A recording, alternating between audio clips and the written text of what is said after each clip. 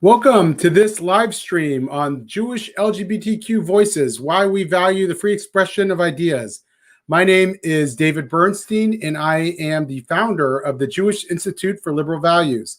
The JILV supports the freedom of expression and open discourse and opposes cancel culture and the stifling effects of ideology inside and outside the Jewish community. Our goal is to create a movement of Jews across the ideological spectrum who stand up for free speech. The JILV is especially pleased to bring you this forum during Pride Month, when we celebrate the great strides the LGBT community has taken in the past 5 decades. We are really pleased to be able to do this with such leading thinkers on freedom of expression and inside the LGBT community. We really have a star-studded panel today. Moderating the discussion is Pamela Paresky.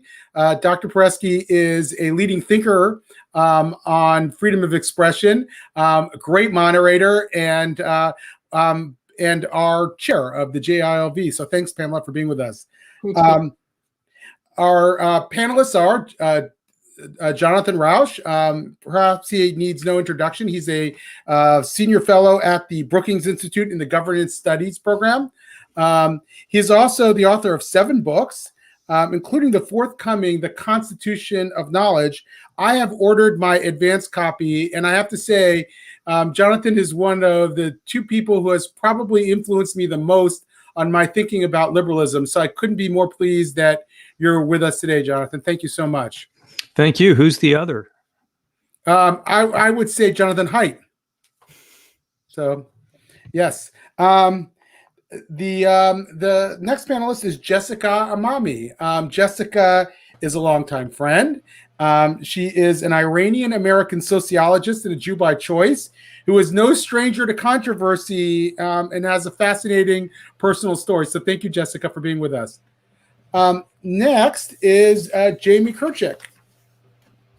Jamie is a visiting fellow at the Brookings Institution. He's the author of The End of Europe, Dictators, Demagogues, and the Coming Dark Age. And he is a columnist at Tablet, and someone I've read a ton of over the years. So thanks so much, Jamie. Thank you. And last but not least, of course, is Blake Flayton. He is the founder of the New Zionist Congress. He is still a student at George Washington University, and he's been published already in the New York Times, Tablet, and Haaretz. So, Blake, thanks a million for being with us. All right. So, thank you all for taking part, and I'm going to turn it over to Pamela to moderate. Great. Thank you, David. I'm really happy to be here, really happy to be with these 4 amazing people, and excited to hear what you all have to say. I'm going to start with you, Jon, and ask you what in your, first of all, I want to tell you how excited I am about your book. So I just have to say this: The Constitution of Knowledge is already a #1 new release, and it hasn't even come out yet. So I'm very, very excited about that. Your other books have also been fabulous. And a related one is Kindly Inquisitors, which was very instrumental in my thinking about liberal science, as you say. So what I'd love to know is what in your experience as a Jew and as a member of, or in your case and in all of your cases, a leader in the LGBTQ community, makes you value freedom of expression, in particular from the perspective of a Jew and from the perspective of a member of that community? Well, a lot of things. I could go on a long time, or I could make it really simple. I'm married to a man and have been now for, 11 years at the end of this month. And that happened because we had our voices as gay people. And that's the only reason it happened. It had to be done by persuasion. There was no other way. And that's also how it was done for the African-American civil rights community. And it was how it was done for women, and how it's going to be done for trans people, at least if we play our cards right. So this is the engine of progress, and nothing, both as a Jew and as a homosexual, nothing really about the world right now breaks my heart quite as much as seeing so members of my community and see so many members of minority communities turn their back on this fundamental value I'm going to ask you, Jessica, next, the same question. What is it in your experience as a Jew and as a member of and a leader in the LGBTQ community that makes you really value freedom of speech from that perspective? Well, thank you for having me on. I grew up until I was 15 years old in pre-revolutionary Iran, and then through the revolution, and then I left for high school to the United States. When I was there in the hubbub coming up to the revolution, everything was reduced to a question of power. So nothing about deliberation. The people who wanted to topple whoever was in charge and get in charge didn't ask questions about what comes afterwards. Everything was power. And I'm seeing a lot of that here today in the way we teach our students and in the way the LGBT community is behaving within itself. So of course, we'll get into that more.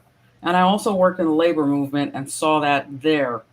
And examples I can give you are like, it doesn't matter that the Palestinian LGBT movement has its headquarters in Haifa and Tel Aviv, where they won't be targeted by the Palestinian authorities as much because they're protected by Israeli law, because power.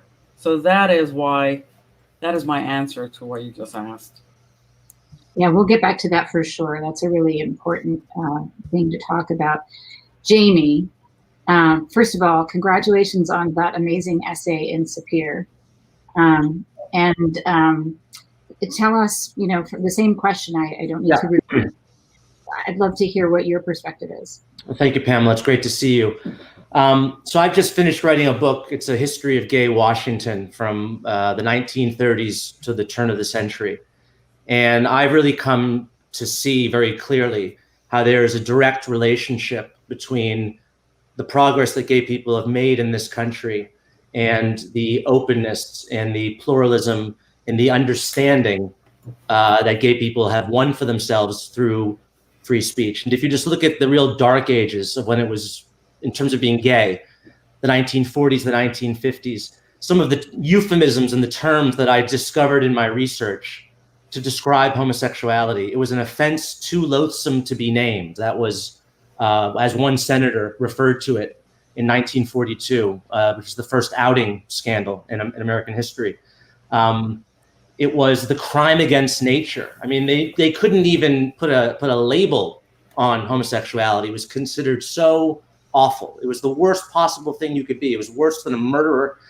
During the Cold War, it was worse than being a communist, was to be a homosexual. And so you had, because it was so shrouded in ignorance, there were no openly gay people at all. It lent itself to conspiracy theories. And so there was a very widely prevalent conspiracy theory. Joe McCarthy was one of the leaders in spreading it, that gay people were communists, and that they were traitors and that they were communists. There was a homosexual international that was the equivalent of the Communist International.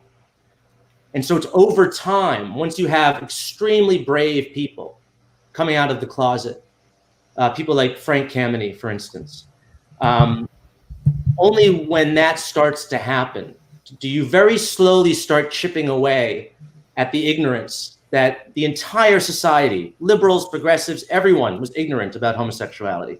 And so it was a very long battle. And if you look at the first Supreme Court case to involve the issue of homosexuality was in 1958, and it concerned the first gay magazine. It was called One. And it wasn't a pornographic magazine at all, but the US Postal Service was refusing to mail it because they considered it obscene. And they won. They won the right to publish and to circulate their magazine through the mail. So that was a free speech case. You look at the first picket outside the White House in 1965. Clearly, it's all these men and women dressed very conservatively in business suits, and the women in blouses and heels, and they're modeling themselves on the civil rights movement. But that was a major landmark in gay rights history. It's 4 years before the Stonewall Uprising. Not many people know about that. What was the slogan of AIDS activists? It was silence equals death, because there was so much ignorance surrounding AIDS and how it was transmitted and how you could get it, that it was leading, people were dying because of the ignorance. And so I agree with Jon. I mean, anyone who looks at the history of gay people in the United States, it's obvious, it's clear that none of the progress that we've seen would have been achievable without free speech. And I worry now that because gay people are culturally dominant, I mean, if you look at every corporation, website, magazine, they're all, tripping over themselves to, show how tolerant and open they are and how much pride they have for the gay community. It wasn't that long ago that gay people were considered, beyond the pale, and that they should not be allowed to speak, they should not be allowed to demonstrate. And so it really saddens me now to see, many people in the LGBT community are actually really at the front end of the movement now to cancel and to shut down the open and free exchange of ideas. I think it's a real betrayal of the gay rights movement, actually. That's well put. Blake, you have a particularly important perspective as a member of the younger generation, which happens to be the generation sort of pushing the silencing of dissent, the generation that is essentially in power culturally. So what's your perspective on the value of freedom of expression and coming from the perspective of being both Jewish and a member of the LGBTQ community? So it's a really important question. And I have kind of an anecdote to preface my answer. Before I published my op-ed in the New York Times in late 2019, that kind of detailed explicitly the anti-Semitism that not only I experienced, but that many Jewish college students experience across the country on campus from very liberal, progressive, pro-LGBTQ spaces. It was really hard for me to publish this op-ed. And I think it was hard because, as you say, and as so many, as other people have said before, that this is supposed to be, a space that markets itself as accepting and tolerant and open and free. And yet here I was, a part of this community, an active member of this community for years, terrified to say anything. I mean, I was really terrified. I lost a lot of friends. The majority, after it was published, I lost a lot of friends, the majority of whom were in the LGBTQ community. I was no longer getting the same invitations to the events that I had helped organize or that I was a part of. And I just felt this overwhelming sense of alienation from the queer community that was really scary for me because I had been so active in it and I had been so proud of my activism within it. But the reason why I pushed play on publishing and the reason why I went forward with it, even sort of having the knowledge that all of this could potentially happen, was Harvey Milk. And Harvey Milk is obviously an icon in the civil rights movement for LGBT people and also a Jew. And I had a poster of him on my wall my sophomore year of college when this opinion piece came out that said, everybody needs to come out. And that was his thing, right? That in order to make gay people more acceptable in society, in order to move the needle, everybody needs to come out. People need to come out to their parents, to their grandparents, to their community members, to their bosses, coworkers, etc. Because if people know more gay people, then they will think twice about supporting anti-gay legislation. Then they will think twice about supporting politicians who, run a platform that's homophobic or transphobic, etc. And so I realized that this was my second coming out. My first coming out was to my parents as a gay man. And now I'm coming out as a proud Jew and a proud Zionist. And if the openness and accepting nature of the queer community can't accept the latter, well, then that's really not my problem because I'm going to focus more on my own individual identity and my own perspective on things.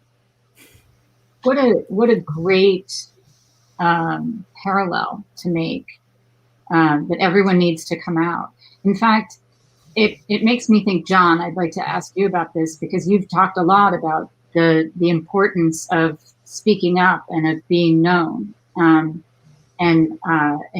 being honest about one's opinions in moving the needle on the gay rights movement. It seems like we have a lot to learn from the gay rights movement and the other civil rights movements right now, not just as Jews, but in protecting liberal society, in protecting dissent and disagreement, and the embrace of different opinions. Right now, it seems like we have like you said, Blake, we have a closeting problem where people are afraid to, first of all, now that there's so much violence around the world against Jews, people are afraid to be known as Jews.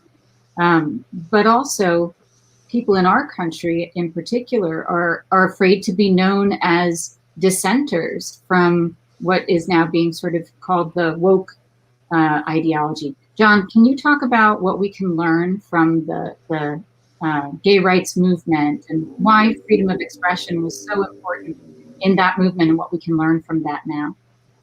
Well, I can tell you what I think we should learn. I don't know that we have learned it or will learn it. But that's that we do have a problem with hate speech in this country, but the problem is the hate, not the speech. And trying to deal with hate speech by silencing the speech is like trying to deal with, I don't know, global warming, global climate change by breaking all the thermometers. It does not serve the interest of minorities to do that. First, it won't work. You drive the speech underground, or actually you have the Streisand effect, which makes it even more prominent. Trolls love to be censored. They take that to the bank. It's one of Hitler and Goebbels' most favorite tactics, is there were hate speech laws in Weimar Germany. They tried to suppress Hitler. He put that on every poster all over the country. Why won't they let you hear Hitler speak? What are they trying to hide? So in the first place, it doesn't work. But in the second place, if the problem is hate, the solution to that is to solve the underlying causes of hate, and those are ignorance and fear. People don't wake up every morning in order to hate, typically. I guess, a few people do, but most people don't. But they fear Jews because they believe lies about Jews, that we were conspiring against our country, that we had secret cabals to enrich ourselves, that we were corrupt and sinister. We don't need to go on into them, and they're equivalents of that today. And then they believe that gay people were going to recruit and seduce their children and bring God's wrath down upon our country and betray the United States government to its enemies. Well, if you believe those things about gay people or Jews, you're going to hate us.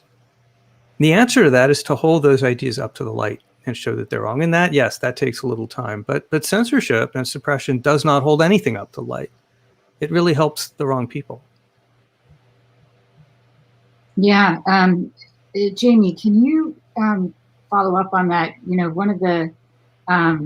One of the things that you're doing now with researching, homosexuality and gay rights and the history of gay people in Washington, you must have a lot of examples of the kinds of conspiracy theories, similar to conspiracy theories about Jews, that had to be debunked.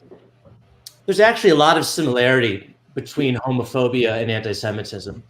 And it's both because I think there are conspiratorial aspects to it, right? So anti-Semitism isn't like other forms of racism, which tend to, look down on a particular minority group and say that they are, stupid or lesser than, they're inferior. Anti-Semitism sort of describes Jews as being crafty and part of sort of an international cabal. They're operating in secret, which is unique, I think, in terms of how it describes Jews, except for similarly, as you've seen historically, how gay people were described. And I mentioned earlier there was this notion of a Homintern, of a homosexual international. Because again, gays are like Jews, and they are spread out throughout society. Jews are a diasporic people. There are Jews in all different countries and cities and whatnot. And gay people are unique in the sense that they are present in every religious group, ethnic group, social class. And this is something that I found repeatedly in my research, is this real fear among people in government that gays are everywhere. We don't know what they look like. It's hard to tell who they are, but they're everywhere. They could be a senator. It could be a Republican senator and an African-American porter on a train. It transcends all these different social tastes. So that's very similar, actually, at least historically. I think when most people think about homophobia, they think of it more in terms of the religious opposition to gay people. And that's what you hear about more, because that's been long-standing. That's millennia of biblical teachings. And that informs a lot of it. But particularly in America, in the area, in the time span that I've been looking at, which is the 30s, the 40s, the 50s, the 60s, during the Cold War period, it wasn't so much religious opposition. You weren't seeing a lot of people quote Leviticus as much. It was more of a kind of conspiratorial fear of gay people that's very similar to the conspiratorial fear of Jews. Yeah, and that leads right into the question I have for Jessica. The thing that you mentioned about power is really interesting, because of course the focus ideologically on power right now, coming out of critical ethnic studies and critical race theory, which sort of targets Jews because Jews are imagined to have unmerited privilege and power. But in reality, what we're looking at is a kind of cultural power that the current censorious group has. Can you talk about what we can learn from how successful the LGBTQ community has been in overturning those kinds of conspiratorial ideas? Well, I'm so glad that Blake brought up Harvey Milk, because what I see happening even in the LGBTQ community is a fracturing of people into a woke faction and a faction that wants to deliberate, especially on the rights of women and the issue of sex versus gender identity. So what Harvey Milk did was he humanized gay people to everyone. Like, look, your daughter next door, the daughter of the person next door is gay. Oh, I like her. I didn't know she was gay.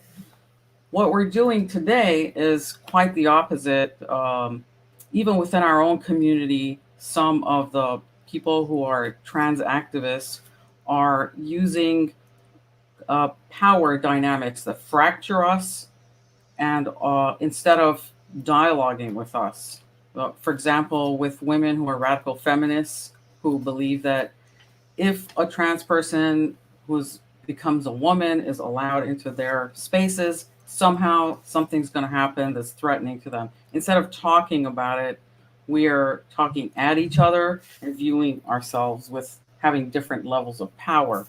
So you lose the ability to deliberate if you don't look at all of us as humans, first of all, and we're all in the same political community, and we need to be dialoguing with one another. I am afraid the LGBTQ community, a paragon of success, is very much in trouble, like many other communities. And I see also the Jewish community. I'm so glad, again, that Blake brought up speaking out and coming out. I got my Ph.D. just a few years ago. I'm on my third career now, and I had a lot of difficulty even expressing mildly Zionist views. And the first day, I'll never forget this, the first day I walked into my program, the person who was the postdoc came in and said, "Oh, who that?" they're just a effing Zionist. And I just like, it woke me up as to what the next 5 years was going to be. So we need to talk. We need to come out and we need to talk and express more of our views, even though you'll get punished. I'm sorry if I went on and on. No, not at all. And in fact, it's a perfect segue to Blake. Blake, obviously you have, along with Isaac de Castro, started this new Zionist Congress, right? And I'm imagining that this organization is fundamentally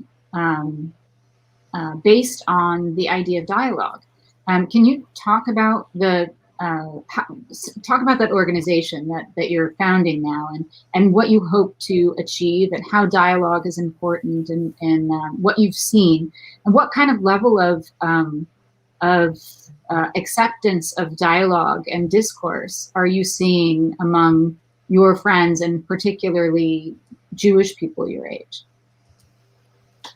So, well, first of all, the New Zionist Congress is an organization that my friend Isaac and I launched a couple months ago. And what it seeks to do is revamp a sense of cultural literacy among young Jews. Because what we're seeing on campus, what we're seeing at various universities, and especially in progressive spaces, is that many Jews will ascribe and lend their voices to ideologies and movements that are really quite radical and quite damaging, and to many Jews quite insulting. And we believe that the trend to those camps is happening because there has not been a sufficient education on the history of the Jewish people, the foundations of the state of Israel, the contemporary manifestations of anti-Semitism, who Theodore Herzl was, who Golda Meir was, who Emma Lazarus was, and the list can go on forever. And so we want to reinstall this a sense of education that will then transform into advocacy in combating these really worrying trends that I'm sure we're all aware of. In regards to centering dialogue is the most important thing in Jewish and Zionist circles, and always has been. I got my political education, and I always say this, I became interested in politics because of the Shabbat dinner table, because it was a staple in my family that you talked politics. And, the more family members came over, the more intense the conversation would be. And we've had people had to, get up and leave the house because they were so enraged because someone said something they disagreed with. So this is Jewish culture, right? It was a horse, it was a mule. This is what we do. And that has really been, I believe, one of our greatest strengths throughout the centuries, and has kept us alive because of our emphasis on education and debate, and asking questions and answering questions with other questions. Those are all really central to what I believe our spirit as Jewish people are, which is why I feel like many Jews are, and I'm speaking as a gay Jewish person, I was extraordinarily uncomfortable my freshman year of college in LGBT spaces, because I was simply not allowed to ask questions. And look, and I will be right up front and say this, there are many opinions that I hold about the LGBTQ community and about recent trends within our community that I find really worrying, that I find very troubling, and not what and they're not what they're selling themselves as on face value. But if I were to ever say those things in public, I would be, excommunicated even more so than I already am.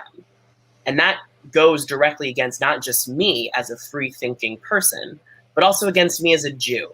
Because as Jewish people, we don't believe that, words, inquisitive words and curiosity are violence. We believe that they are only stepping stones to more progress and more fairness.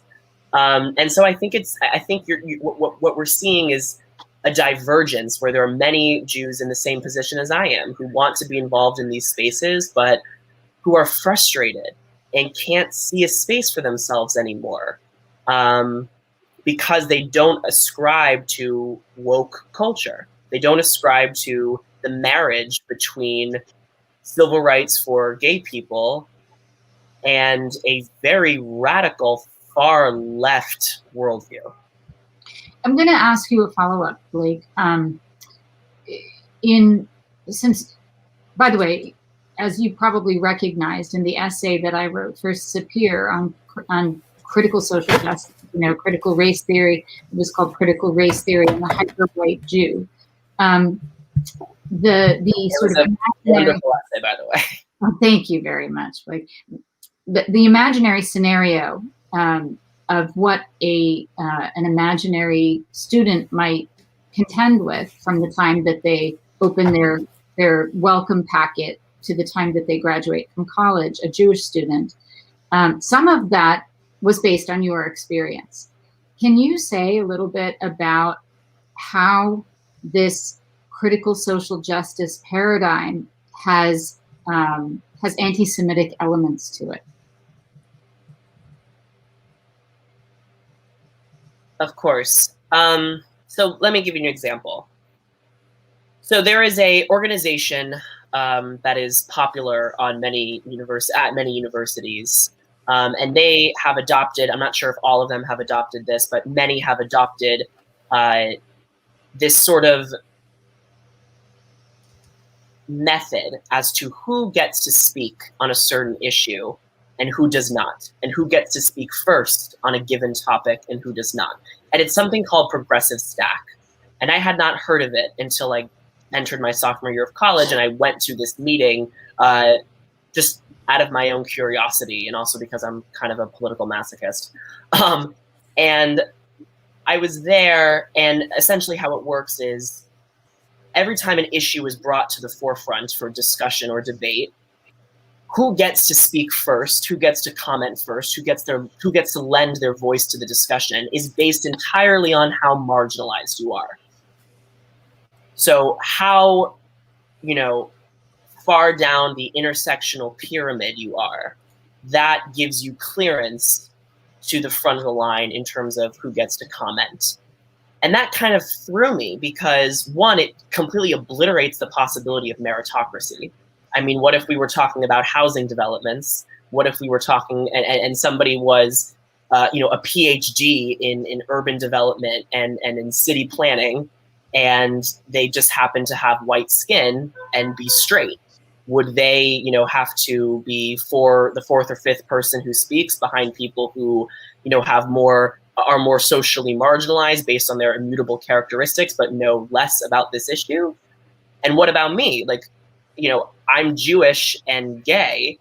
Where do I fit in? If this is all oppression Olympics, which I believe on its face is just really problematic and kind of antithetical to liberal democracy, giving people more access to truth based on things about their identity that they can't change.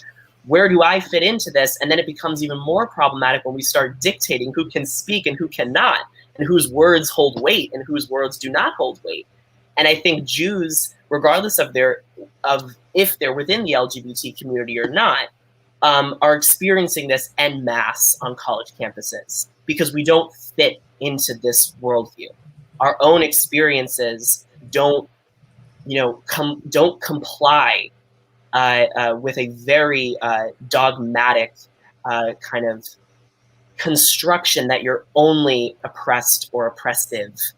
And it's really, really a problem. And I feel like your essay in Sapir did a very nice job of explaining that frustration. Thank you. Jon, do you want to ask Blake a question? I know that you have some thoughts about this. Yeah, I just wonder, Blake, in your age cohort, your university, your world, do you think that your peers understand the history of free speech, minority rights? Frederick Douglass and King and the gay rights struggle. Does that register with them, or do they just simply not know about the importance of the free exchange of ideas and protecting dissident views? They don't know. They don't think it's relevant. All you have to do is look back at the footage from the Evergreen State College crisis and see what the students were saying. the students who, by complete failure of the administration, by the weakness of the administration and faculty, were saying things like, free speech goes out the window, free speech doesn't matter, if XYZ communities are not being protected.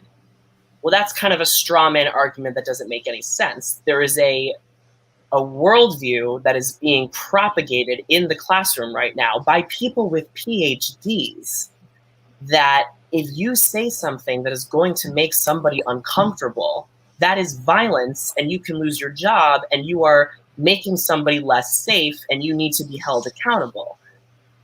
And there, on the flip side, the kind of activated student body, who prides themselves on understanding, the history of marginalized communities, has very little knowledge of understanding that the way that these marginalized communities got to a better place, including the LGBTQ community, got to a better place was by making people extraordinarily uncomfortable.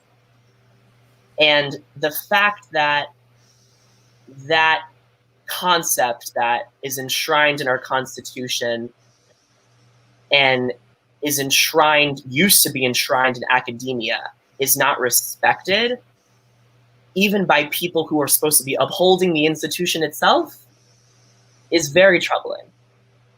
And so to answer your question, no, there is no kind of contemplation of our history.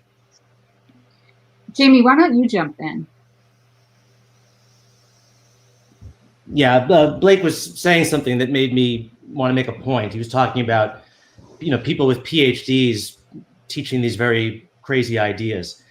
And, I don't think I would be exaggerating if I were to say that the past couple of weeks have been probably the most disturbing for many Jews in America, vis-a-vis their understanding of themselves as Jews in America.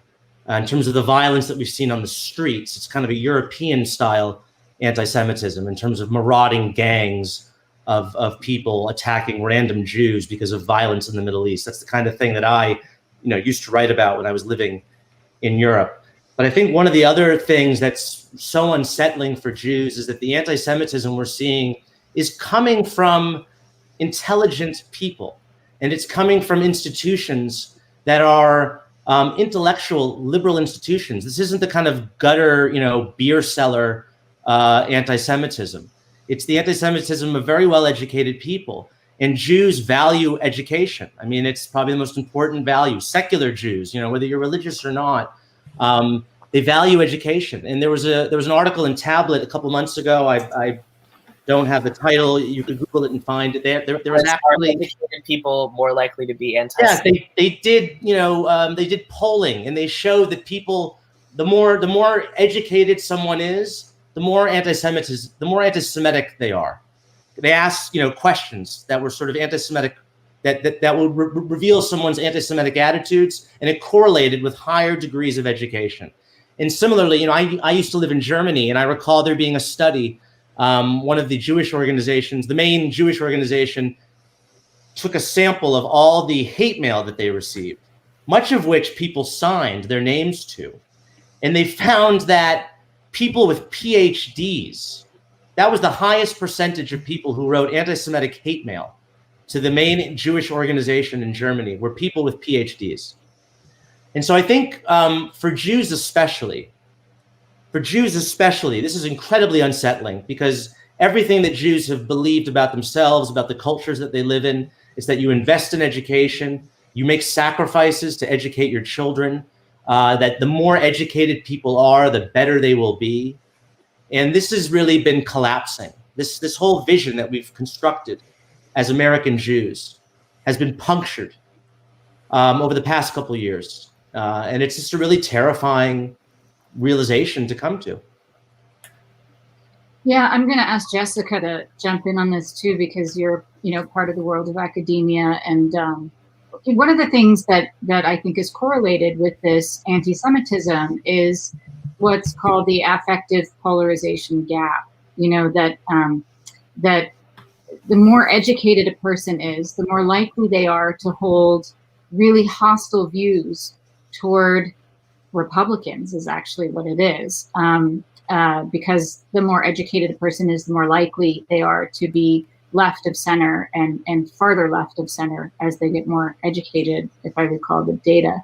The people who are the least accurate in understanding Republicans are the most educated. And so I think that that's related, that the more educated people become, the less curious they become, the less intellectually humble it seems, the more certain, and therefore it's very difficult to shake conspiracy theories and incorrect ideas. Jessica, what are you seeing in this realm? Thank you for that question. What I'm seeing is a movement. First of all, I think David Bernstein wrote a great article about how academia becomes sort of like this wind tunnel. We all admit one another into the same peer-reviewed journals. We hire professors who think like us because we're on the hiring committee. So this movement has gone left, all the way left, to the point where it's gotten to the level of Marxism, I'd like to say, where you're now hearing the word dismantle, the word dismantle or systemic. I'm not sure people realize what that means when you say systemic. What they're saying now is, they being people who espouse to these, or for example, the people that Blake comes across, and they may not realize it because they're still young, is when you say dismantle, it means I don't even believe in a liberal system where you can have dialogue. I just want to be in power, and by power, let me say what I mean by that. I mean, you have power where you have the power where you do what you want to do and others can't oppose you, or you have the power to make somebody else do something. So it's very reductive thinking, and it's the object, for example, by setting these rules, what Blake talks about, like if you're Black and gay, you talk before someone who's white and gay. These are all very dictatorial views that emerge when you throw a dialogue system and liberal system out the window. So I'm very concerned, and I think that the academy, actually high schools and K through 12, is where this should be addressed. So I hope that answers your question, Pamela. Yeah, and you're making me think of another Marxist term that we're hearing a lot, which is true democracy. And I don't think that young people who are spouting these Marxist terms recognize where they come from. What I'm going to do next is, with the sort of 15 minutes that we have left, I'm going to ask each of you to, if you have any questions for the others. And so if any of you has a question right off the top of your head, just jump right in and ask it of one of the other panelists. Jamie, go ahead.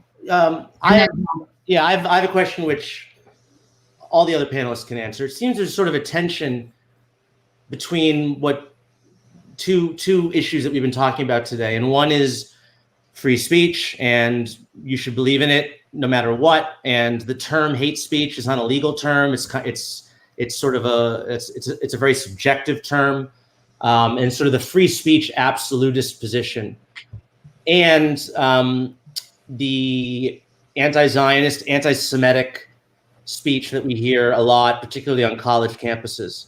And so I guess, it's mostly for Blake because he's the one who's been dealing with this the most, but really for everyone on the panel is, how do you see that tension between standing up for free speech and dealing with hate speech? And I'll just, a couple months ago, I wrote a piece for Tablet about this great new documentary about Ira Glasser, who was for many years the executive director of the ACLU. And, he was one of the Jewish figures very much involved in defending the right of Nazis to march in Skokie.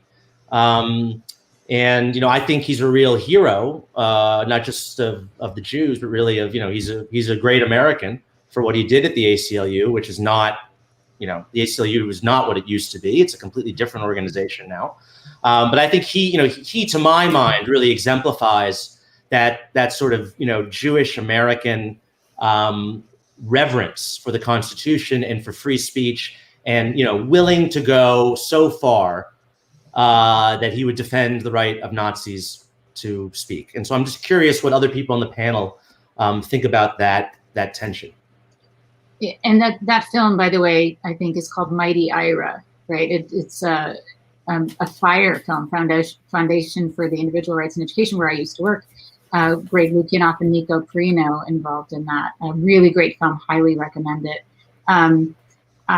Let's have Blake just answer that a little bit, and then Jon, I'd love to hear you answer that. I know you have a question, and then we can just keep sort of, as people call it now, popcorning. I guess is a verb. What does that mean?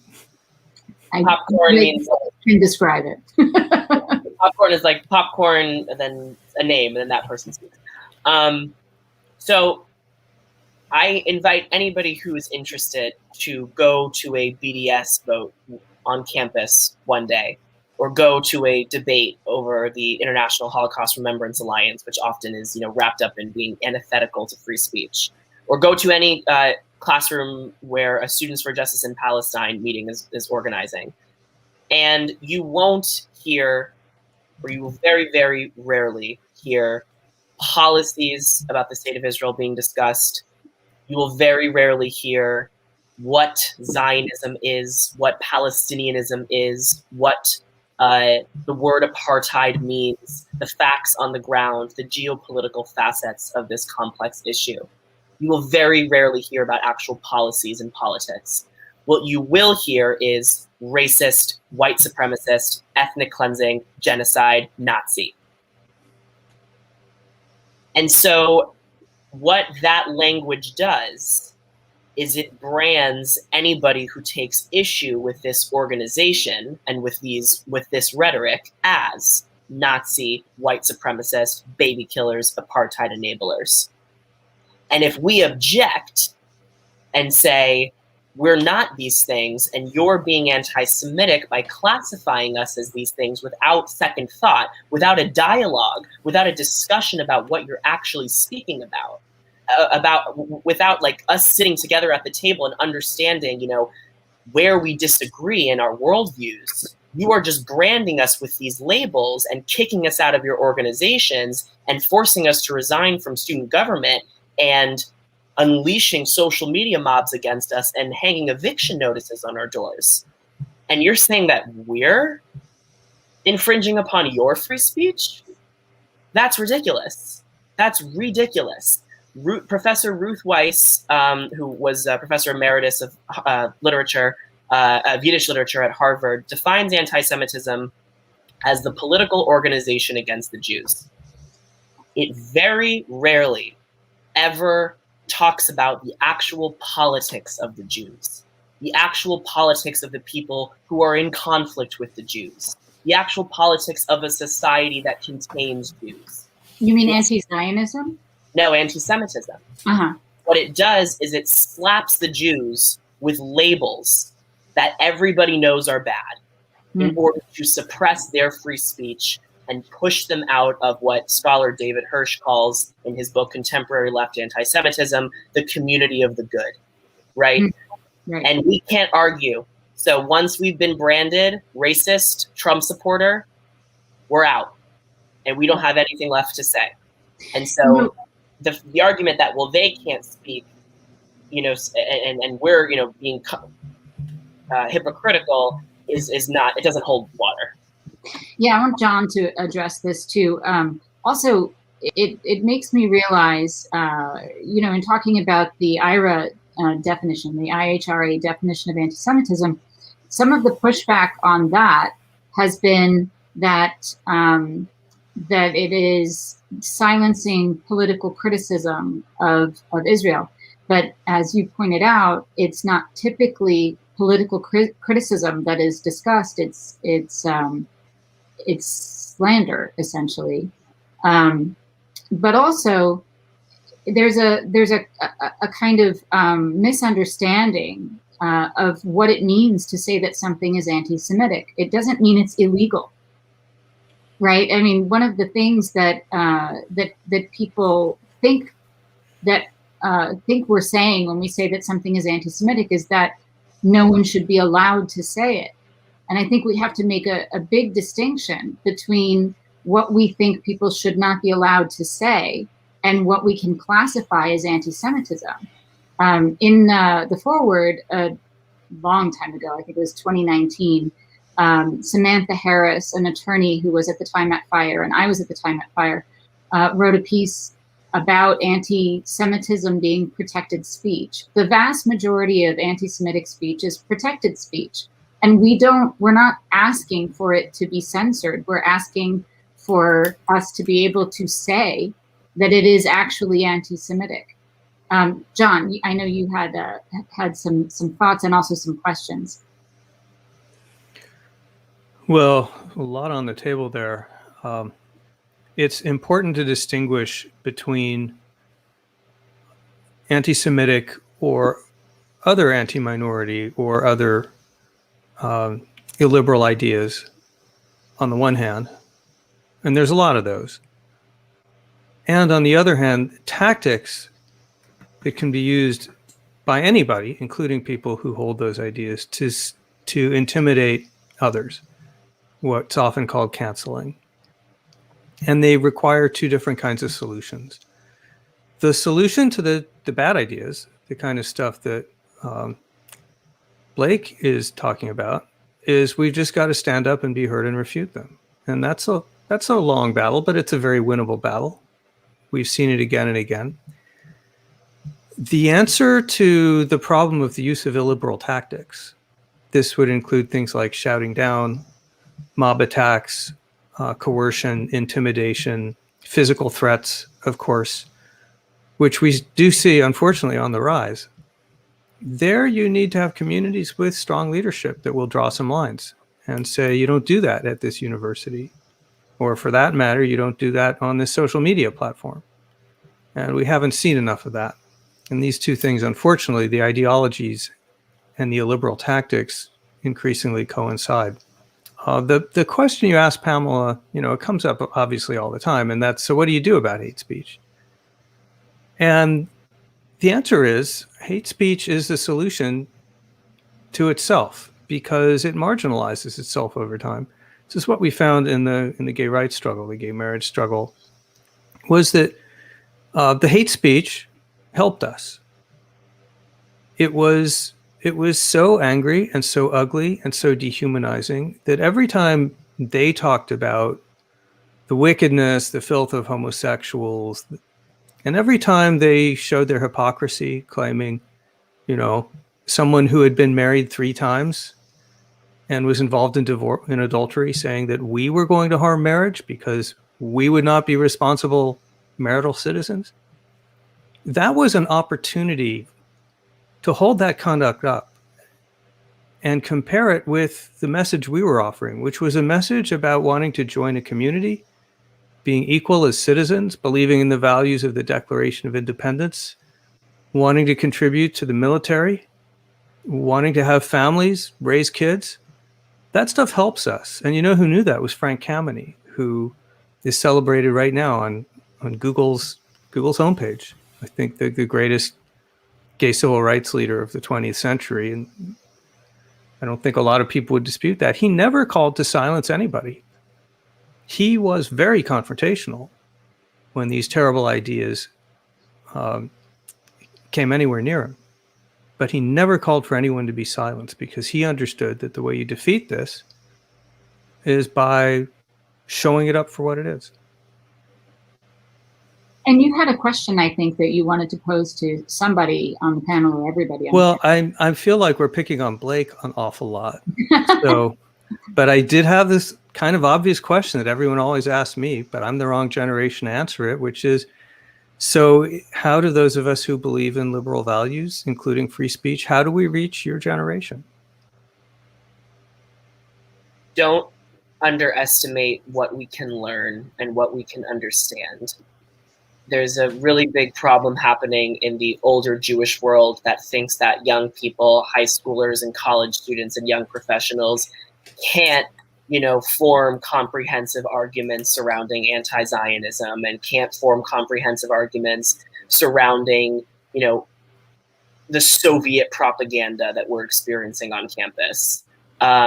And that the only way to combat it is just by saying, oh no, don't say all those terrible things about Israel. If you only knew how magical my cousin's bar mitzvah was on Mount Masada, then, you wouldn't be saying those things. That tactic isn't working anymore. They're not going to be any nicer to us just because we tell them that Israel invented cherry tomatoes. We have to have a strategy that actually confronts them ideologically, and that is offensive, not defensive. Blake, that's so brilliant. And Jessica, I think you could answer this question too. You are, on campus and you only finished your doctorate a few years ago. You've been involved in student interactions for quite some time. Obviously the answer to this is not, oh no, we're just victims. You can't say that. So what is the answer? It's interesting because I segued from being a Ph.D. candidate into teaching right away. So I kind of got both ends of the power structure, if you will. And I really do think that it's up to people in academia somehow, if they can coalesce and turn the academy into something that values liberal education again. I mean, true classic liberal education. I'm not seeing that in the social sciences, and then now the social sciences is trying to influence the other sciences. We're seeing the AMA just put this policy that's like woke. It has a lot of properties that label people. And I worry about the harder sciences being affected by this type of like cookie cutter ideology in terms of what they want to achieve. So I really think we have to get better teachers and different teachers into the schools, into universities. That's where I'm coming from. Well, we have 3 minutes left. I'm just gonna follow up on something Blake said early on and read this quote, and I want people to hear it from the standpoint of being Jewish and from the standpoint of being a proponent of liberal values as opposed to the illiberal ideology that we see so much of on campus and off right now. And so I'm gonna ask you all, to everyone who's hearing this, to hear it from wherever you're coming from. It's not just about being gay. Here's the quote: "You must come out to your parents, come out to your relatives, come out to your friends, if indeed they are your friends. Come out to your neighbors, to your fellow workers, to the people who work where you eat and shop. Come out only to the people you know and who know you, not to anyone else, but once and for all, break down the myths, destroy the lies and distortions for your sake, for their sake." So I think that's actually a really good call to action to start with for people who are concerned about these issues, Jewish or not, gay or not. If we're concerned about the ability to have conversations with each other, we need to come out. We need to say that we are proponents of a liberal, pluralist democracy, not an illiberal, totalitarian ideology. I'd like to just ask each one of you to say one thing, one piece of advice that everybody who is listening can take home with them. Something, some action, something that everyone can do. I'll start with you, Jamie, and then Blake, and then Jessica, and then Jon.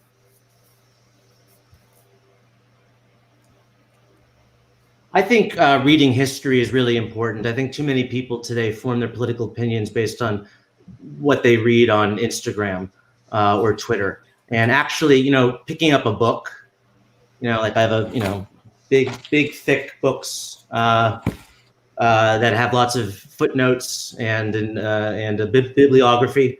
I think spending more of your time doing that than scrolling through social media, you'll be a more informed person, and you will understand why the open and free expression of ideas is the most important value and right that we have in a free society.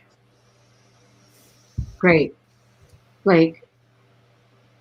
I would have to say that being LGBT doesn't confine you to a political space, and that it is, a part of your identity, and that's great, but it doesn't define how you have to think about all of the issues of the world. It's not a lens to view every single political argument there is. It's a part of you, but it's totally okay if you diverge from the kind of orthodox LGBTQ community, whether it be because of your Judaism, because of your Zionism, or because of your practicality, which might sound a little harsh, but needed to be said. Right. Jessica. I think that along the lines of what you quoted from Harvey Milk, we have to show leadership to make coalitions that will just keep on bringing the message home that, we are here too. We have an opposing viewpoints. We have different thinkers, and to just insist that we are going to be heard too. So otherwise we don't turn into this echo chamber where others are not only, knee-jerk kind of telling you what they think and that's the truth, but they're also telling you what to think and telling you what not to say. So this has got to be, you need leadership, as Jonathan said, to really bring home that this is not acceptable. We have to exchange ideas. So that's what I would say. That's great. And Jon? Well, my 2-word piece of advice for anybody is unmute yourself. People in situations like Blake, where you walk into this room full of activists and they're deeply hostile and they're looking for ways to shut you down, they do not represent the majority in the country. Actually, in the country, they're approximately 8% or on campus. But they're using these tactics to make themselves seem dominant, to make themselves see 10 feet tall, make you feel demoralized and isolated. And how could we ever prevail? Well, the answer is you can prevail. And the first step is unmute yourself. They can try to silence you, but they won't succeed if you don't let them. So be heard. Be heard. That's perfect. I'm just going to sum this up and then throw it back to David. So that the takeaways here are among all of the things that you've said, some things that people can actually act on. Read history. Be your authentic self. Show leadership. Unmute yourself. Speak out and speak up. Don't be silent. David, back to you. Thank you so much, Pamela. Thank you to the distinguished panel today. What a great conversation. What a great way to mark Pride Month. Stay tuned for our podcasts, which come out weekly. Every Wednesday morning, we release a new podcast with a distinguished Jewish thinker and liberal who's able to talk about liberalism in society and the importance of it. And on June 29th at 2 p.m. Eastern, we'll be having a live stream forum like today with some very prominent rabbinical leaders talking about the importance of free expression of ideas from Orthodox, Reform, conservative perspectives. So thank you all for being with us, and we'll look forward to seeing you soon.